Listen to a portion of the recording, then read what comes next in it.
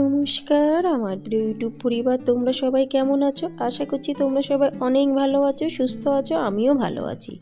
আমি সুপ্রিয়া। আমি তোমাদের সবাইকে আমন্ত্রণ জানাই নাসিকের ঘরকন্যার আরেকটি নতুন ব্লগে। যে প্রান্ত থেকে আমার ভিডিওটি, আমার ব্লগটি দেখছো, আশা করছি তোমরাও সবাই অনেক ভালো আছো। আজকে না একটু বেশ আকাশটা পরিষ্কার পরিষ্কার লাগছে, আর এখন বাজে সকাল 7টা। বুঝতেই পারছো গরমের ছুটি পড়েছে মেয়েদের, আর গরমের ছুটি মানে কাজের কিন্তু পাহাড়। কেন কি পুরো টাইম টেবিলটাই তো একদম নষ্ট হয়ে যায়। কেন কি যখন মেয়েদের স্কুল খোলা থাকে তখন এক ধরনের টাইম টেবিল, সমস্ত কাজ কিন্তু ঝটপট হয়ে যায়।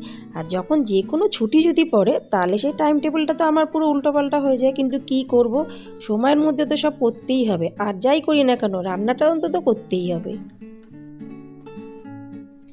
মেয়েদের স্কুল ছুটি, বড় মেয়েটি কিন্তু অনেক আগে আগে আমার সাথে সাথেই উঠে গেছে। ছোট মেয়েটি খাট থেকে উঠে এই যে সোফায় এসে একটু আড়ামোড়া করছে। ওর না এই একটা অভ্যাস আছে, মানে ছুটি থাকলেই পুরো খাটের থেকে এসে ডাইরেক্ট সোফাতে শোবে, আর তারপরে আমার কোলে করে যাবে দাঁত মাজতে। ওটা ওর একটা অভ্যাস, যতই বলি না কেন সেই অভ্যাস কিন্তু ওর আর পাল্টানো যাচ্ছে না। এখন ছোট মানুষ তো, ওই জন্য আর কি করব, বড় হলে আবার অভ্যাস ঠিক হয়ে যাবে। আর না ওর চোখটা দেখছি 2 দিন ধরে না লাল লাল লাগছে, ওই জন্য একটু উষ্ণ উষ্ণ গরম জল করে নিয়ে আসলাম চোখটা ধোয়ার জন্য। জানি না কেন, দেখা যাক, একটু চোখটা 1-2 দিন দেখি, নাহলে ডাক্তারের কাছে নিয়ে যাব। চোখটা বেশ একটু হালকা হালকা না সকালবেলার দিকে ফোলা ফোলা লাগছে। একা হাতে সব কাজ করতে হয় বন্ধুরা। এতদিনকার ব্লগ দেখে তোমরা নিশ্চয়ই বুঝতে পেরেছো সাহায্যের কিন্তু কেউ নেই। হ্যাঁ, রবিবার করে আমার কর্তামশাই কিন্তু বেশ খানিকটা সাহায্য করে, কিন্তু প্রতিদিন তার রবিবার হয় না, সপ্তাহের একদিনই মাত্র রবিবার হয়। সেই একদিনের ভরসায় তো অন্য দিন চলে না, অন্য দিন কিন্তু পুরো আমাকেই কাজ করতে হয়। তাই যথারীতি আমি চলে আসলাম অনেক কিছু করার পরে কিচেনে যেই ঢুকলাম সাথে সাথে লাইট অফ। দেখতেই পাচ্ছ কিচেনটা পুরো অন্ধকার। তারপরে আমি ভাবলাম কি করে আমি ভিডিও করবো এই অন্ধকারের মধ্যে। যাই হোক, তাহলে কিচেনের পার্টটা একটু কম দেখাবো, বাকি কাজগুলো একটু বেশি দেখাবো, তাহলে তো হয়েই গেল। তারপর আমি আবার জলটা নিয়ে আসলাম, যেই সামনের দিকে দেখলাম মেয়েটি আবার কিন্তু সোফাতে শুয়ে পড়েছে। ওর হলো সোফা সব থেকে ফেভারিট জায়গা, ওখানে খেলবে, ওখানে বসে টিভি দেখবে, ওখানে বসে পড়বে, সমস্ত সব কাজ কিন্তু ওই সোফাটার উপরে। আর দেখো অন্ধকারের মধ্যে চলে এসে দুধটা গরম করতে, মানে দুধটা জাল দিতে, তো যথারীতি দুধ জাল দেওয়া হয়ে গেল, একটু ঠান্ডা করতে দিয়েছি, কারণ কি অত গরম গরম দুধ তার মেয়েরা খেতে পারবে না। আর সব থেকে যে বড় কথা বন্ধুরা, আমি না প্রতিদিন স্টেপ বাই স্টেপ কাজ করি, মানে এখন এইটা করব তারপরে ওইটা করব, এটা কিন্তু আমার মাইন্ডের মধ্যে আমি রেখে দিই। হ্যাঁ, এক আধ দিন একটু আধেক উল্টোপাল্টা হয় ঠিকই, কাজে একটু ব্যাঘাত ঘটে, কিন্তু বেশিরভাগ দিনই কিন্তু আমি ভেবে নিই যে আমার কোন কাজটার পরে কোন কাজটা করতে হবে, তাহলে কিন্তু অনেকটা সময়ের মধ্যে আমরা যে কোনো কাজবাজ কিন্তু করে ফেলতে পারি। তোমাদের একটা খুশির খবর বলছি, আজকে দুপুরবেলা যেন তো আমার সেরকম কোনো রান্নার টেনশান নেই, ওই জন্য আমি আরাম করে বসে কিন্তু সব কাজ করছি, কোনো বেশি কিন্তু দৌড়াদৌড়ি করছি না। কেন কি রান্নার টেনশানটাই হলো সব থেকে বড় চিন্তা। তা যখন রান্নার চিন্তা নেই, তার কারণটা বলে দিচ্ছি। আমার মেয়ের দুজনেরই কিন্তু আজকে একটা জন্মদিনের নেমন্তন্ন আছে দুপুরবেলায়, ওরা দুইজনেই চলে যাবে, তাহলে বাকি থাকলাম আমি ভাবলাম একটু আলু সেদ্ধ ডিম সিদ্ধ ঘি দিয়ে খেয়ে নেবো, সেটাই যথেষ্ট। আর রাতের চিন্তা রাতে করবো, এখন তো আপাতত আমি একা খাবো, ওইটুকুনি হলেই আমার পক্ষে যথেষ্ট। ওই জন্য আমি আরাম করে বসে কিন্তু এদিক ওদিক সেদিক করে চলেছি। আমারও তো একটা প্রাণ আছে, আমারও তো একটু আরামের প্রয়োজন হয়। ওই জন্য আজকে আমি ভাবলাম যে না, রান্নার চিন্তা এখন আর আমি করবো না। আরাম করে বসে কম করে 20 মিনিট 25 মিনিট বসে চাটা খেলাম। আমার 2 মেয়ে স্নান হয়ে গেল, চলে আসলো জামা কাপড় নিতে। আর ওদের এই আলমারিটা যেটা দেখতে পাচ্ছ, এটার মধ্যে শুধু ওদেরই জামা কাপড় আছে। তাই বললাম মামা এই জিন্সের প্যান্ট পরবো আর তার সাথে একটা পিঙ্ক কালারের টপ পরবো, ওই দুটোই কিন্তু আমি বের করে দিলাম। যথারীতি কিন্তু রেডি হয়ে যাবে একটু পরে। কিন্তু এই যে কোনো কিছু যে মানে চয়েস করার সময় তখন যাই বলুক না কেন, তখন কিন্তু ঠিক আমাকে বলে মামা কোনটা লাগবে একটু বের করে দাও না, আমি বুঝতে পারছি না। বাচ্চা তো যতই হুড়মুড় করুক না কেন, মেন্টালিটিটা কিন্তু এখনও সেই ছোট্ট একটুখানি। ওই জন্য আমি বের করে দিলাম, শান্তিতে সেটাই পরলো। আমি যদি বলতাম এটা পরো না, তাহলে কিন্তু পরতো না। যাই হোক, জামা কাপড় পরা হয়ে গেল, তারপর একটু হালকা ফুলকা সাজুগুজু করিয়ে দিচ্ছি, কারণ জন্মদিনের পার্টিতে যাবে, একটু যদি সাজুগুজু না করে তাহলে ভালো লাগবে না। আমার 2টি মেয়ে কিন্তু পুরো একদম রেডি, ওদের গিফট কেনাও কমপ্লিট। আর এই দেখো ছোটোটি পরে বসে গেছে বুট পরিষ্কার করতে। আমি বললাম অন্য জুতো পরে যেতে, বলে কি না এইটাই পরে যাব। ঠিক আছে, আমি ঠিক আছে তোমারটা তুমি পরিষ্কার করো। বসে পড়লো বুট পরিষ্কার করতে, আমি চলে আসলাম এই যে টি টেবিলটা পরিষ্কার করতে। কি নোংরাটাই না ছিল, মানে সমস্ত দুনিয়ার জিনিস এই টি টেবিলটার উপরে। যথারীতি আমার 2টি মেয়ে একদম পুরো রেডি। এবার একটু পরে আমাকে বলবে জুতো পরাতে। দেখো এই দেখো ঠিক বলেছে, জুতো কিনবে, জুতো কিন্তু পরিষ্কার করবে, কিন্তু জুতোর বোটা এখনও বাঁধতে পারে না। জানি না কবে যে বাঁধতে শিখবে। কত শেখায়, বলে মাম্মা তুমি বেঁধে দাও না, অসুবিধা কি হচ্ছে, একটু তো জুতোর বই বেঁধে দিচ্ছ।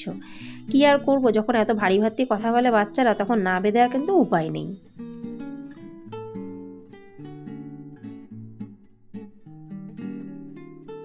গিফট নিয়ে চলে যাচ্ছে এই তিনজনে। ও হলো অনন্যা, আমার পাশের ঘরেই থাকে, আর তার সাথে আমার দুটি মেয়ে।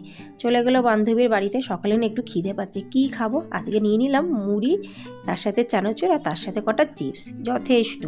একার পক্ষে এই অনেক, এই খেলে পেটটা কিন্তু দিব্যি ভরে যাবে। অন্য কিছু আর কী করবো, সত্যি কথা বলতে কিছু তো বানাইনি, তাহলে খাবোটা কি, কিছু তো খেতে হবে। ওই জন্য এটাই আমি খাবো। প্রতিদিন তো এত এত কাজ করি, এত এত রান্না করি, একদিনে নিজের পেছনে একটু সময় দিলাম, তাতে ক্ষতিটা কিসের। সব সময় 24 ঘন্টা যদি আমরা সংসারের পেছনে পাগলের মতন দৌড়াই, তখন কি করে আমরা নিজেদের জন্য সময় বের করব। ওই জন্য কিন্তু কখনো কখনো নিজেদের জন্য বন্ধুরা সময়টা বের করা খুব প্রয়োজন। সংসার আছে, কর্তামশাই আছে, মেয়েরা আছে, সবই কিন্তু আছে, যে আমার যে একটা অস্তিত্ব আছে সেটা কোথায়, সেটা কিন্তু আমি যদি ঠিক না করে দিই, কেউ কিন্তু ঠিক করে দেবে না। ওই জন্য নিজের যে একটা অস্তিত্ব আছে আমাদের গৃহিণীদের, সেটা কিন্তু সকলকেই বোঝানো উচিত। ভাবলাম আজকে আর ভাত খাবো না, সিদ্ধ ভাত, ফ্রিজে একটু ডাল ছিল, আর তারপরে আমি রুটি করতে চলে আসলাম। দুটো রুটি করে নেবো, ডাল আর একটু ডিম ভেজে নেবো, ব্যাস। সিদ্ধ ভাত না, আজ আর খেতে ইচ্ছা করছে না। এক এক দিন এক এক রকমের তো মন হয়, আজকে তো কেউ খাবে না, আমি তো একাই খাবো। দুটো রুটি করে নিই, তাতে অসুবিধা তো আমার কিছু নেই, ফটাফট আমার হয়ে যাবে দুটো রুটি। আর ডালটা তো কালকে ফ্রিজে ছিলই, ডাল রুটি ডিম ভাজে খেতে কিন্তু মন্দ লাগে না। আমরা গৃহিণীরা সবসময় কিন্তু সবার কথা ভাবি, কিন্তু নিজেদের মতন কিন্তু কোনো সময় চলি না।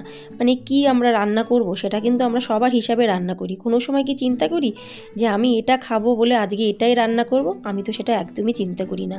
আমি সব সময় ভাবি কর্তামশাই কী ভালো খায়, মেয়েরা কী ভালো খায়, সেই হিসাবেটা আমি রান্নাটা করি। কিন্তু দেখো আজকের সম্পূর্ণ পছন্দের রান্না কিন্তু আমি নিজের জন্যই করলাম। রুটি আমি ভালো খাই, রুটিটা করা হয়ে গেছে, আর ডালটা যথারীতি ফ্রিজে ছিল সেটা গরম করা হয়ে গেছে। তার সাথে সাথে বেশ খানিকটা পেঁয়াজ দিয়ে কিন্তু আমি একটা ডিম ভাজাও করে নিয়েছি। আমার কিন্তু এই তিনটি জিনিসই খেতে খুব ভালো লাগে। তাহলে আজকের এই যে ভিডিওটা বন্ধুরা, আশা রাখছি তোমাদের কিন্তু অবশ্যই ভালো লাগবে। কেন কি আজকের এই ভিডিওটির মধ্যে আমার কি কি ভালো লাগা, মন্দ লাগা, আর সবথেকে বড় কথা গৃহিণীদের যে একটা অস্তিত্ব আছে, সেটা কিন্তু সম্পূর্ণভাবে আজকের ভিডিওটার মধ্যে আমি তুলে ধরলাম। ওই জন্য বলছি, ভালো লাগলে লাইক, সাবস্ক্রাইব, শেয়ার, কমেন্টস করতে কিন্তু একদমই ভুলো না। প্রতিদিন ব্যস্ত জীবন থাকে, দৌড়ে যাচ্ছি, আবার দৌড়ে দৌড়ে চলে আসলাম গাছগুলোতে একটু জল দিতে। এখন গরমকাল পড়ে গেছে তো গাছগুলো কিন্তু একটু জল চাই, মুখে তো ওরা কিছু বলতে পারে না, আমরা তো বুঝি। ওই জন্য আমাদের যেমন জলের প্রয়োজন, গাছেরও কিন্তু সেরকম জলের প্রয়োজন।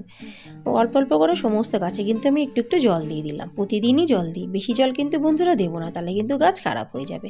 মোটামুটি টুকটাক যা কাজবাজ ছিল সব কিন্তু শেষ, আমার হাতে কিন্তু এখন বেশ খানিকটা সময়। ওই জন্য বারান্দায় বসে পড়লাম, কি করব কিছু বুঝে পাচ্ছি না।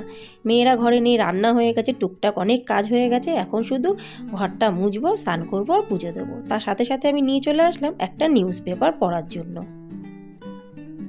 আশা রাখছি আজকের ব্লগটা অবশ্যই তোমাদের ভালো লাগবে। ভালো লাগলে লাইক, সাবস্ক্রাইব, শেয়ার, কমেন্টস করতে কিন্তু একদমই ভুলো না। আর সবথেকে বড় কথা, নিজেদের অস্তিত্বের কথা কিন্তু কোনো সময় ভুলো না। আবার দেখাবে পরবর্তী ব্লগে, ততক্ষণের জন্য নমস্কার।